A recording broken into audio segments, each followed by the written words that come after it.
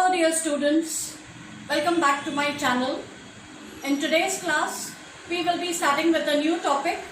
In this topic, we will be studying normal subgroups. And normal subgroups are anything but normal, as you will study in due course of time. But well, they are called as normal subgroups. And they are special kinds of subgroups. So let's see exactly what we mean by a normal subgroup. In the last chapter, I had introduced cosets of a subgroup in a group. So suppose I have a subgroup of a group G and I have an element of the group, then the set AH, which is obtained by multiplying every element in the subgroup H from the left by A. This set is called a left coset of H in G, whereas if I multiply every element of the subgroup from the right by A, that means I look at all such products, then this set is called a right coset of H in G. So for any subgroup H of G and an element A in G, we define a left coset and a right coset of H in G. Notice that if the group is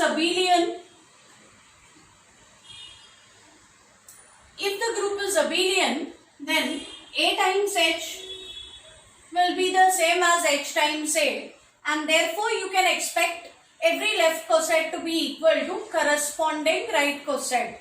So if the group is abelian, because of the commutative property in this group, every left coset has to be equal to corresponding right coset because the elements are one and the same. However, there are exceptional cases where if the group is not abelian also, every left coset of a subgroup may be equal to corresponding right coset. So firstly, let us look at an example and convince ourselves that this is possible. So one example of a non-abelian group that we have studied in chapter 4 is the group of symmetries. So let's look at this example first. Look at the group S3. S3 is the group of permutations on a set containing 3 elements. So S3 contains 3 factorial, that is 6 elements, and we had denoted those elements by rho naught, rho 1, rho 2, mu 1, mu 2, mu 3. We know that this forms a group with respect to permutation multiplication, which is nothing but composition of functions. And for this group, let us take A3 to be rho naught, rho 1, rho 2. This is the collection of all even permutations from S3. We have proved both directly as well as in general we have proved that AN is a subgroup of Sn. So both ways we know that A3 is a subgroup of S3. So here's an example of a subgroup of a group. We know that this is a non-abelian group. In fact, Sn is always going to be a non-abelian group for n greater than or equal to 3. So this is an example of a non-abelian group. Now for this particular subgroup, let us obtain all left cosets and all right cosets and see whether they are equal. So let us first look at rho naught A3. Now to tell you the truth, I can actually, let me do just one calculation. So rho naught times rho naught times rho 1, rho naught times rho 2. What I need to do is to find out what this coset looks like. I need to multiply every element in A3 from the left with the element rho naught. And this is obviously going to give me rho naught, rho 1, rho 2, which is the same as A3. Actually, I need not have done these calculations because I know that this element rho naught is inside the subgroup. So this has to be the same as the subgroup. And I had mentioned that whatever properties work for left cosets also work for right cosets. So if you also calculate the right coset A3 rho naught, this will be the same as A3. Same is the story with row 1 A3 and A3 row 1. They will both be equal to the subgroup A3. That is simply because the element row 1 lies inside the subgroup. Likewise, row 2 A3 is going to be the same as A3 row 2, because in both cases the coset will turn out to be A3. So for these three elements, row naught, row 1, row 2, the left coset is equal to the right coset. Three more elements remain. So let's see what happens for those three elements.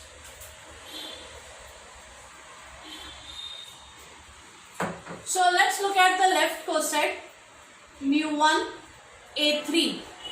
Mu1 A3 will be mu1 times row naught, mu1 times row 1, mu1 times row 2.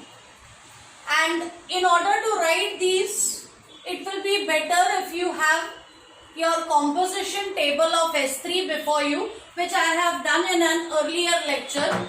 So what I have done is, for easy reference, I have also written down the composition table so that it's easy for me to write down these products. Mu1 times row naught is mu1, then mu1 times row 1 is mu2, and mu1 times row 2 is going to be mu3.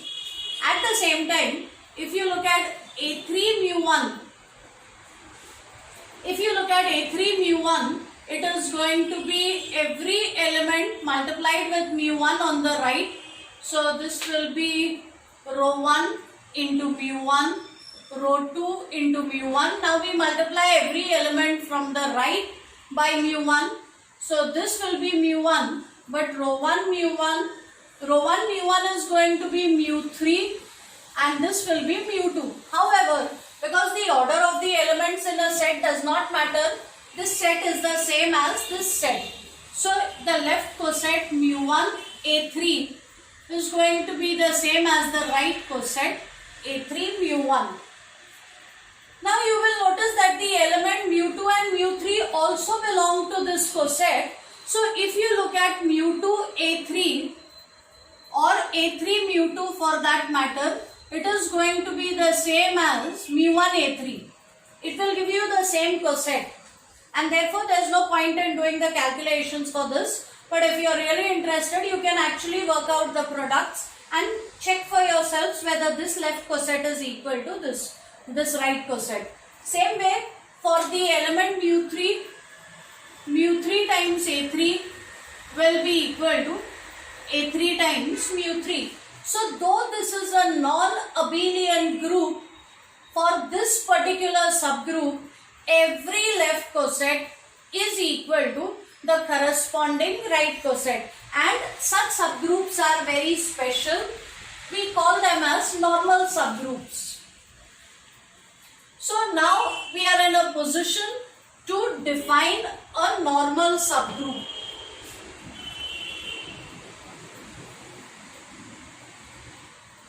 A subgroup H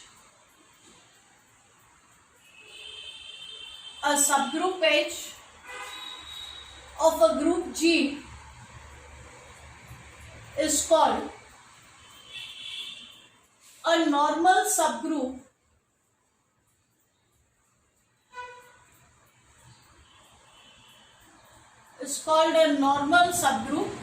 if every left coset of H in G is equal to the corresponding right coset. So, firstly, H has to be a subgroup. Then we will call it a normal subgroup if this extra condition is satisfied. Namely, every left coset has to be equal to corresponding right coset. So, as I mentioned, for a subgroup to be called normal, firstly it has to be a subgroup, and then it has to satisfy an extra condition that every left coset is equal to corresponding right coset. Such a subgroup will be called a normal subgroup, and it is denoted by H. This is kind of a triangle. So it is like subgroup plus something more.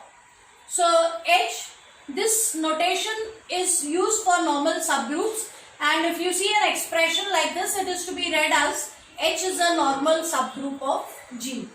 So in the next lecture, we will look at a few equivalent definitions of normal subgroups, and I'll also give you some examples of normal subgroups. That's all for now. Thank you.